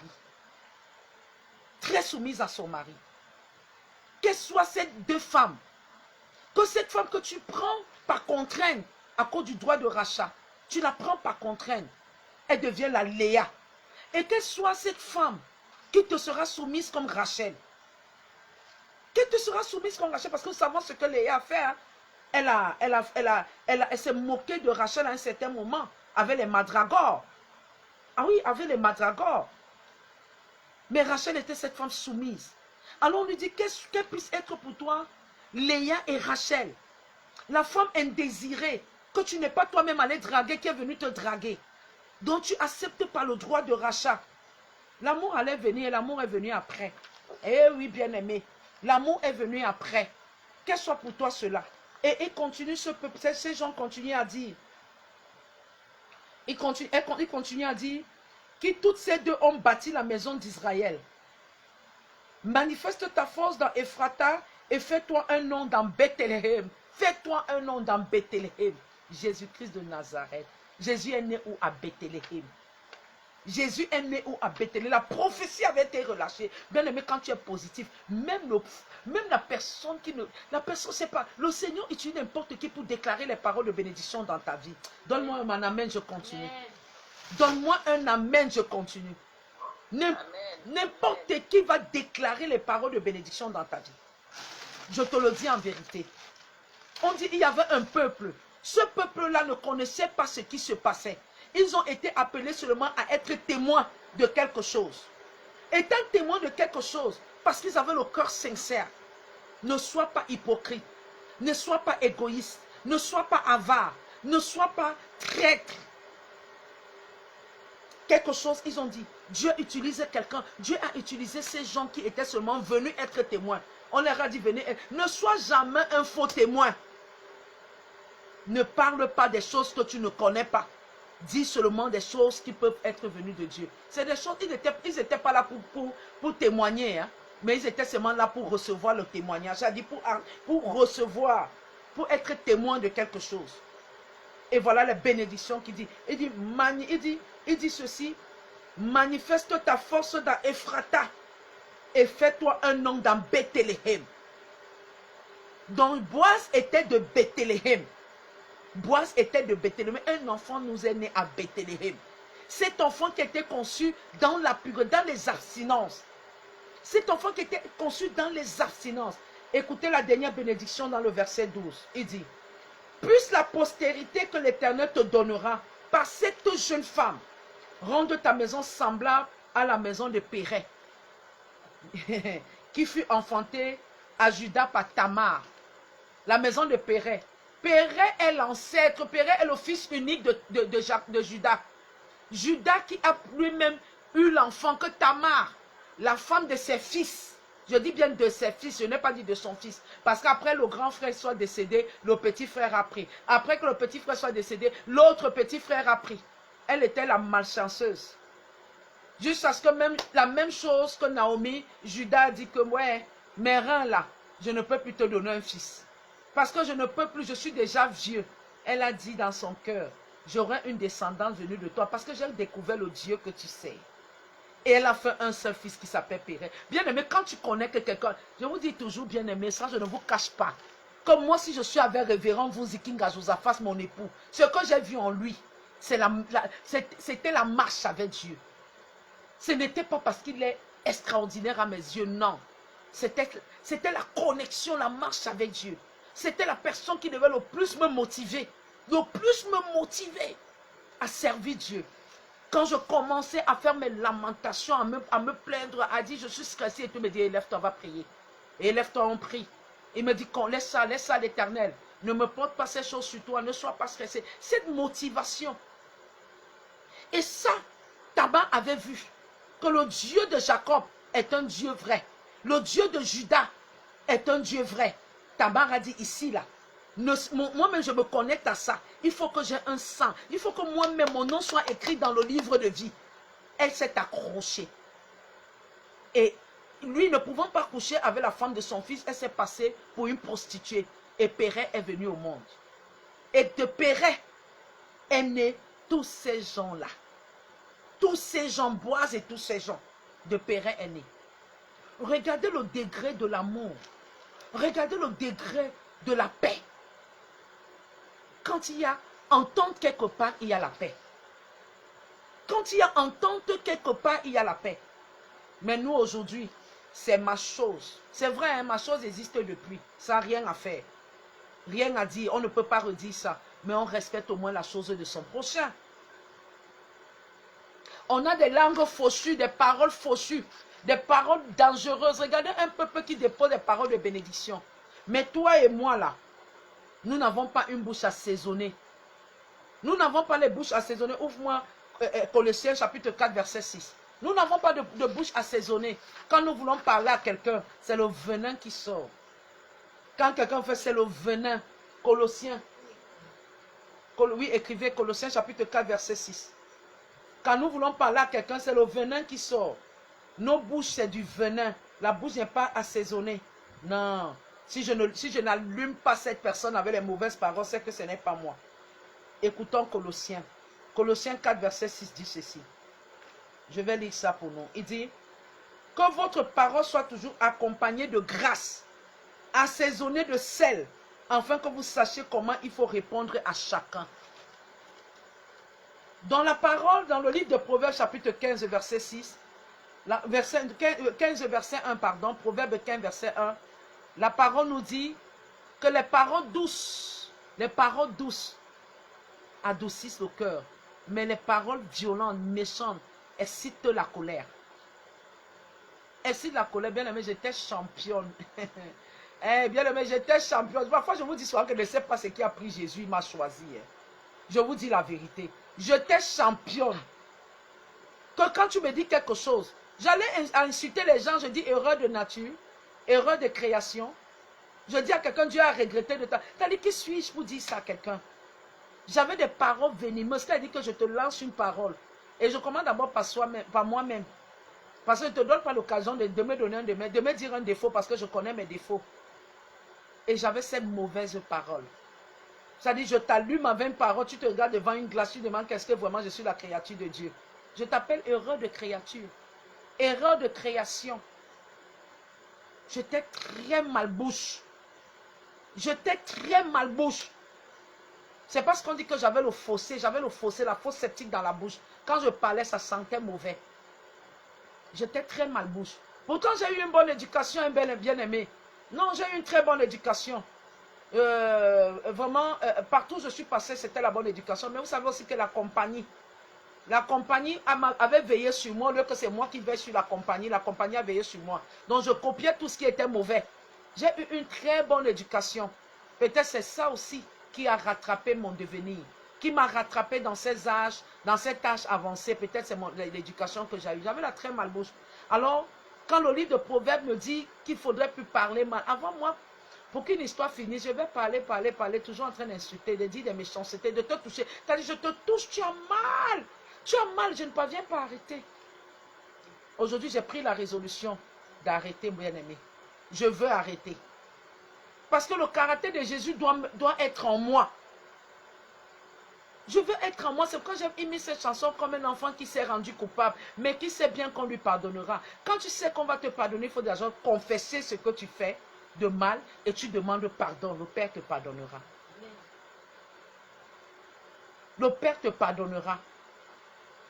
Il faut que tu confesses, que tu reconnais toi-même que ce que je fais là n'est pas bien.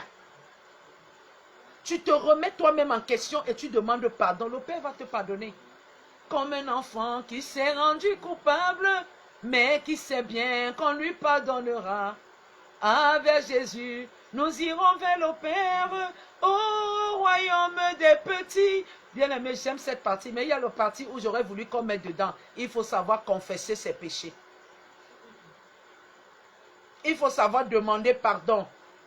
Oui, on sait qu'il va nous pardonner, mais ayons le courage, parce que quand tu offenses ton frère, tu ne sais pas demander. Il y a les gens qui ne savent pas demander pardon. Hein. Et ça, il y a beaucoup de personnes, surtout les hommes, les femmes mariées, les hommes ne savent pas demander pardon. Quand il sait qu'il a touché sa femme, il flatte. Il flatte même d'une manière. Il n'ouvre pas sa bouche pour dire s'il te plaît, pardonne-moi. Certains parents aussi ne savent pas demander pardon. Tu ne sais pas demander pardon à ton vis-à-vis. Ah, c'est là où Jésus-Christ nous attend. Parce que lui, là, on ne va pas le flatter. On ne flatte pas Jésus. Jésus est de la justice. Jésus, c'est la justice. On ne le flatte pas, on ne contourne pas. Seigneur, je te demande pardon avec ma mauvaise bouche qui n'est pas assaisonnée. On dit, mettez du sel à vos paroles. Assainissez vos langues. Assainissons nos langues. Demandons sincèrement pardon. Sachons parler aux gens. Sachons flatter mes personnes en parlant bien. Ce n'est pas flatter que je vais t'offrir un bonbon, un biscuit et tout, non. Même l'enfant qui te fait mal, tu dis, mon enfant, viens. Je m'excuse tout à l'heure, papa, maman. Je m'étais emporté. Oui, l'excuse, tu n'es pas petit, tu n'es pas faible quand tu le demandes. C'est aussi une grandeur d'esprit. Amen, amen. Amen. Amen. C'est une grandeur d'esprit de savoir demander pardon. Voilà les caractères de Jésus. C'est le caractère de Jésus. Dans la douceur, bien-aimé, je veux que on parle de la douceur pour terminer, hein, parce que nous sommes arrivés déjà à la fin. Ouvre-moi Proverbe chapitre 25, verset 15. Écrivez là, s'il vous plaît, Proverbe 25, verset 15. C'est le dernier passage avec lequel nous terminons avec Proverbe 25, verset 15. Nous terminons avec Proverbe 25, verset 15, où nous allons parler de la douceur. Et je vais changer, bien-aimé. Moi, vous dis moi la vérité. Oh. Moi, je vous dis moi la vérité. Je vous dis la vérité, je veux changer. Quand je regarde tout ça, je vous dis que quand la parole m'a été donnée, le caractère de Jésus, j'ai dit, Jésus, je sais que tu es en train de me parler, moi. Tu m'aimes trop. C'est pour ça que tu m'as donné ce thème. Ce n'est pas le thème pour les autres, c'est d'abord pour moi. Mon Jérusalem d'abord.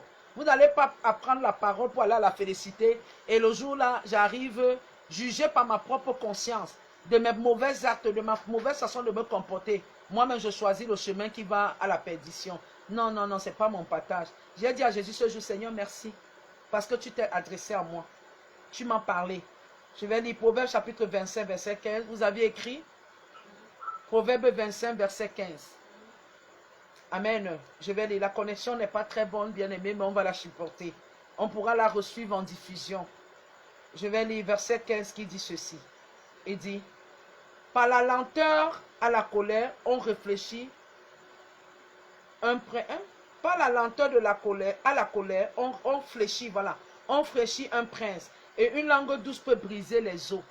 Moi, dans une autre version, j'ai écrit ceci. Les effets durables de la...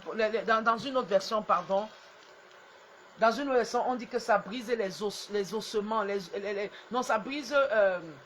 excusez-moi. Ça brise la structure osseuse, voilà. Ça brise la structure osseuse.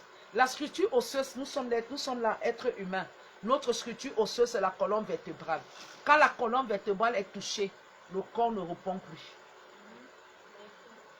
Est-ce que quelqu'un est d'accord avec moi?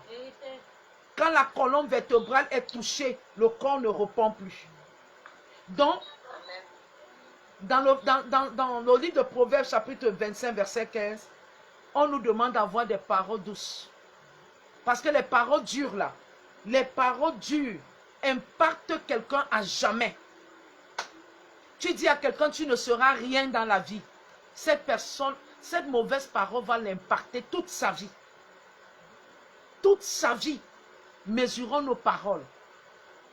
Tu ne peux pas dire à un enfant, à ton frère, à quelqu'un, ta fille, ton enfant, tu as des problèmes avec ton enfant. Tu dis que tu vois, je te dis, hein, tu seras zéro dans la vie, c'est moi ta mère qui te parle. Oh bien-aimé, bien-aimé. Les paroles dures comme ça impactent la vie. Cette personne, quand elle va commencer à faire des choses, ton enfant fait des choses, si ça échoue, elle dit oui, on m'avait déjà dit que ce serait zéro dans la vie. Ça, c'est des paroles dures. Ça fragilise la colonne vertébrale. La structure osseuse est fragilisée. L'enfant ne parvient plus à s'exprimer. Nous parlons de comme un enfant. Nous sommes les enfants de Jésus. Mais nous aussi, on a le devoir de ne pas utiliser des paroles dures sur nos enfants, sur nos semblables. Sur même tes petites soeurs que tu élèves dans la maison. Tu n'utilises pas des paroles dures. Tes frères, tu n'utilises pas tes paroles. Tu vas souffrir. Nous avons l'habitude de dire encore, tu vas souffrir ici dehors, tu vas voir. Et quand tu dis tu vas souffrir, tu fais comme tout bon Africain, tu as l'œil comme ça. Quand tu fais ça, et l'enfant justement va voir, tu vas souffrir. Je te dis bien, tu vas souffrir. Non. Tu dis à l'enfant, si tu ne t'arrhythmes pas, tu vas souffrir. Parce que tu as refusé d'obéir, parce que tu as fait d'apprendre un métier, parce que tu as envie de faire cette chose. La souffrance va te localiser. Parce que si tu fais ce que je te dis, tu ne souffriras point. Maintenant, tu te lèves. Regarde-moi quelqu'un, tu vas souffrir dans ta vie, tu seras zéro dans ta vie. À cause de quoi? À cause de quoi? Est-ce que Jésus qui nous dit ces genres de paroles, il nous a déjà dit ça? Jésus qui dit qu'il est venu sauver ceux pour qui Dieu l'a envoyé sauver sont les fils de la perdition. Parce que les fils de la perdition, jusqu'à preuve le contraire, se lèvent toujours contre eux. Contre lui, pardon. Il n'est pas venu sauver les démons déchus, les anges déchus. Il est venu nous sauver, nous les humains. Quel que soit ce que nous faisons, quand nous retournons à Jésus, les bras de Jésus nous sont ouverts. C'est ça l'amour. Tu entends quelqu'un dire, je ne vais plus jamais parler avec toi jusqu'à ce que le monde finisse. J'étais championne de l'autre dit, moi, j'étais championne. Je dis, je ne parlerai plus toi là. Je vois ton cadavre, je traverse. Mais Jésus me rappelle une chose, que je n'ai pas le droit de parole, je n'ai pas le droit de vie sur quelqu'un. Donc j'ai le devoir de me fâcher, mais de ne pas prendre des décisions radicales. Qui suis-je pour prendre des décisions radicales? Si lui aussi prenait des décisions radicales contre moi, qu'est-ce que ma vie deviendra? Faisons cet effort, bien-aimé, de copier ces caractères qui structurent notre vie. Donc, la structure osseuse sera équilibrée. Ta colonne vertébrale sera droite, tes bras seront accrochés quelque part. Ta tête sera posée sur ton cou. Ton cou qui est relié à ta colonne vertébrale, ça monte jusque là la nuque. Faisons cet effort de fuir l'égoïsme, de fuir l'égocentrisme, de fuir toutes ces choses qui n'honorent pas Dieu, de fuir la mauvaise parole. Comme quand Jésus était en colère, il ne disait pas des paroles de malédiction. Regardez Jésus et Jean-Baptiste. Je suis en train de terminer, bien-aimé. On a déjà fait plus d'1 heure. Regardez Jésus et Jean-Baptiste. Jean-Baptiste était très dur dans son langage. Qu'est-ce qu'il est? Il appelait les pharisiens tombeaux blanchis. C'est à cause, il dit, vous fuyez la justice de Dieu, espèce de tombeau blanchi. Il était très dur dans son langage. Mais regardez la fin de Jean-Baptiste. Regardez sa fin. La fin de Jésus est une fin difficile. Oui, mais parce que lui, il est venu accomplir une mission. Il n'est pas venu faire comme toi et moi. Il est venu accomplir. Regardez la fin de Jean-Baptiste. Jusqu'à dans la mort même, Jean-Baptiste avait eu des paroles dures. Il dit, pourquoi fuyez-vous la justice de Dieu? Espèce de tombeau blanchi. Mais dans tout ce que nous avons lu dans la Bible concernant Jésus, il n'a sorti aucune parole de dénigrement. Aucune parole de dénigrement Jésus n'a sorti de sa bouche. Il avait des paroles. Jésus avait la douceur dans ses paroles, mais la dureté dans sa douceur. La dureté dans sa douceur. Il était leader. Un leader est une hiérarchie. Et une hiérarchie, c'est celui qui gère des personnes. Et quand tu gères des personnes, quelle que soit ta façon d'être, ta douceur, il faut que tu aies de la dureté dans ta douceur. Il faut qu'on entende de la dureté dans ta façon de parler. Oh, oui, en ce moment, chacun connaîtra quelle est sa position. Si Jésus n'avait pas de la dureté dans ses paroles, on l'aurait mesuré. Hein? La preuve en est que quand ses disciples viennent le suivre en lui disant, Seigneur, nous avons prié pour quelqu'un là, le paralytique là. Il ne s'est pas levé. Jésus qui dit que certains démons ne partent que par le jeûne et par la prière. Il n'a pas, mon ami, non, il n'a pas fait ça. Il a parlé doucement mais avec dureté. Afin que les disciples comprennent que la marche avec lui n'est pas une marche de blague. La marche avec lui n'est pas une marche de jeu. Il y a beaucoup de restrictions en marchant avec Jésus-Christ. Beaucoup de restrictions. Et c'est à ça que nous sommes appelés. À faire des restrictions. À prendre des décisions radicales. À faire des consensus avec nous-mêmes. Je ne veux plus ça dans ma vie. Je voudrais être une personne comme ceci dans ma vie. C'est des décisions comme ça. Il faut se remettre soi-même face à face. C'est-à-dire, tu t'assieds, tu te mets en face de toi-même. Il faut arrêter de dire, oui, si je commets cette chose, c'est parce que. Le parce que ne fait pas partie du langage de Jésus. Non. On fait ou on ne fait pas. Alors, bien-aimés, prenons la décision radicale. À compter de ce soir, à compter de ce soir, nous sommes au 3e jour, bien-aimés. Cette décision de dire que nous sommes résilients à marcher avec Jésus. La résiliation de quitter le monde qui n'honore pas Jésus-Christ. Ayons le caractère, soyons résilients. Soyons résilients. Je vous en prie, soyons résilients. Soyons sereins dans notre marche avec Jésus-Christ. Soyons déterminés à être qu'à sa ressemblance. Nous sommes le 3e jour. Je voudrais que tu dises à Dieu que Seigneur, dans ta prière nocturne, que Seigneur, tout ce qui n'est pas de toi, moi-même je vois que vraiment je n'étais pas cette personne dont je croyais être. Je ne suis pas cette personne dont je croyais être. En moi-même, j'ai enfoui certaines choses, j'ai caressé certains mots, j'ai caressé certains défauts, j'ai caressé certaines mauvaises habitudes. Parce que je veux me valoir. Mais Seigneur, toi là, tu ne regardes pas l'extérieur ou tu regardes l'intérieur. Comme tu m'as exposé, Jésus ne t'a pas exposé devant les gens, il t'a exposé à toi-même. Seigneur, comme tu m'as exposé à moi-même, Seigneur, je veux changer. Je veux être résiliente. Seigneur, je veux devenir une nouvelle personne. Seigneur, je veux être à ta ressemblance parce que je suis déjà à ton image. Est-ce que quelqu'un est d'accord avec moi? Amen. Bien-aimés, nous sommes arrivés à la fin de ce programme de ce soir. Nous allons nous retrouver quand il sera 3h30 en Côte d'Ivoire, 4h30 au Cameroun, 4h30 en France, pour le réveil matinal. Le réveil matinal, c'est un groupe de prière où nous allons solennellement à la rencontre de Jésus-Christ tous les matins, à la 4e veille de la nuit, avant que la lueur du jour ne se lève. Nous faisons 1 heure, voire souvent plus d'1 heure, de partage et de prière d'intercession, parce que notre cœur, notre âme, notre esprit doit être nourri chaque jour de la présence de Dieu. Et non seulement pour ça, parce que nous nous confions aussi nos journées, nous confions à Jésus-Christ nos journées, nous confions à Jésus-Christ notre vie, parce qu'elle ne nous appartient pas. Tous les matins, ce n'est pas évident, c'est fatigant. Parfois on pique du sommeil, mais on se bat à être là.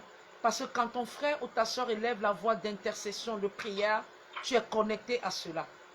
Nous voulons remettre notre vie entièrement à Jésus-Christ. Nous voulons qu'en quittant ce monde-ci, ça ne soit pas causé par les hommes. Que nous soyons sous la haute protection divine. Que nous soyons sous la ouette divine de l'Éternel. Et que son bâton et sa cuirasse nous accompagnent et nous rassurent tous les jours de notre vie. Et dans le réveil matinal, nous apprenons tous les jours.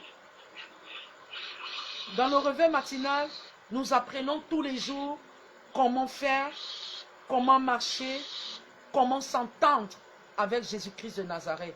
Tous les jours dans le réveil matinal, nous nous battons. Nous nous battons. Le réveil matinal nous apporte une éducation chaque jour. Le réveil matinal nous délivre de plusieurs mots chaque jour. Le réveil matinal apporte beaucoup de lumière dans notre vie. Et une satisfaction, une paix intérieure. Et nous savons que le prince de la paix, c'est Jésus-Christ. Seul lui qui peut nous donner la paix que le monde ne peut pas nous donner. Le réveil matinal nous booste à démarrer nos journées. Bien-aimé, je t'invite, toi qui vas suivre ce programme, de pouvoir m'écrire au plus 237, le 693 54 58 53, 54 58 33, s'il vous plaît, excusez-moi, plus 237 693 54 58 33, pour que je t'ajoute aussi sur cette plateforme Réveil matinal.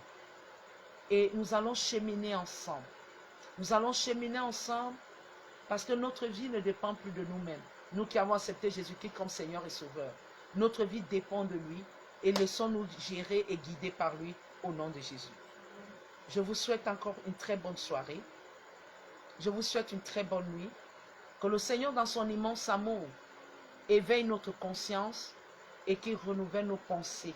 Nos pensées qui sont restées captives de l'autre côté, mais qui nous les ramène à l'obéissance de sa parole. Que le Seigneur te bénisse ce soir qui te comble. Et comme il dit dans sa parole, il donne à ses enfants durant leur sommeil, que durant ton sommeil, que le Seigneur te touche et qu'il te donne ce qui est nécessaire et ce qui contribue à ton existence sur terre, au nom puissant de Jésus-Christ. Bonne nuit, je vous aime, mais Jésus-Christ vous aime plus. À demain, 4h30, au nom puissant de Jésus. Et 22h encore, heure du Cameroun, 21h, heure d'Abidjan. Bonne nuit.